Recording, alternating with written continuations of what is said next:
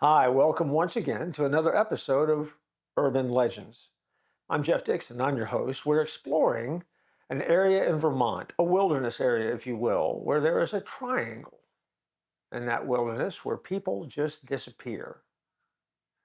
It's called the Bennington Triangle.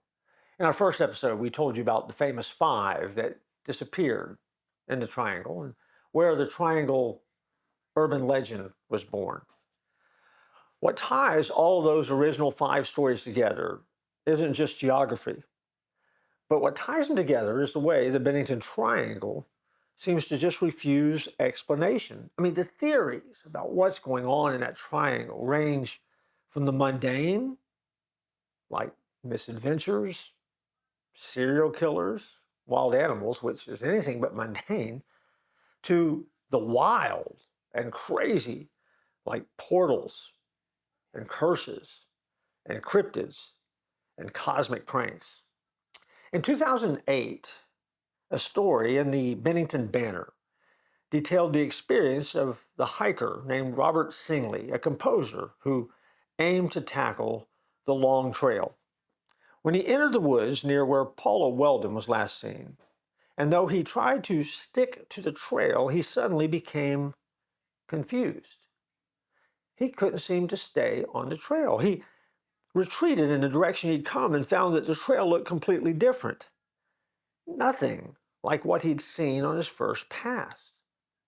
He would say, right before I lost the trail, everything like crescendoed into this weird sort of dizzying confusion.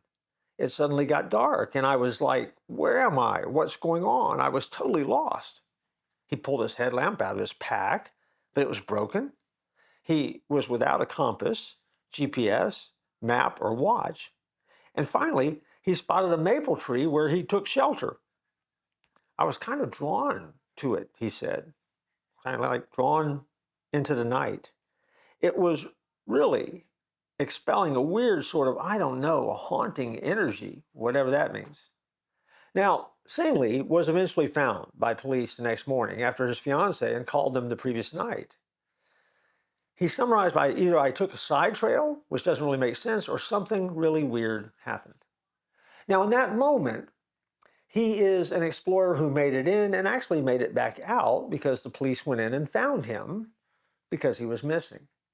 But his story then began to fuel speculation of what really takes place in the Bennington Triangle.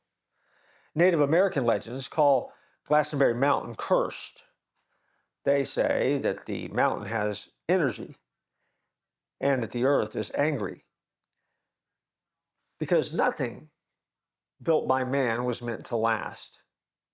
But Vermont author Joseph Citro has admitted sprinkling in a bit of embellishment when he talked about the Bennington Triangle on his Vermont public radio show and in his books. He said, later, I added some fanciful speculation that I didn't believe, and I didn't think the reader would, get confused by, like aliens came down and scooped the people up. But in interviews, he said, I may have made some things up, but that's the weird thing about folklore and fact.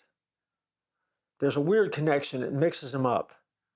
And even when I, as the creator of the story that people know and remember, it's hard for me to go back and even separate them. See, this is where this urban legend begins to unravel just a little bit. Obviously, people disappeared and some people died on this area, in this triangle. The one who wrote about it and probably thrust it into the spotlight has admittedly said he spruced up the story just a little bit to make it a little bit more fanciful, added an element or two to it. But now, when asked to clarify, he can't even go back and clarify fact from fiction. Today, the Bennington Triangle remains a firmly entrenched urban legend in Vermont folklore. The triangle is a magnet for hikers, ghost hunters, or anyone who likes to unravel a mystery. The trees are thick, the trails still twist, and the stories are still waiting for anyone enough brave or foolish enough to step off the trail. If you decide to go and check out for yourself, also be advised. In the Bennington Triangle, there is no cell service, and your phone's not going to work. So if you go and check it out, don't blame us. You were warned. That concludes this episode of Urban Legends, where sometimes the legends become a little bit too real.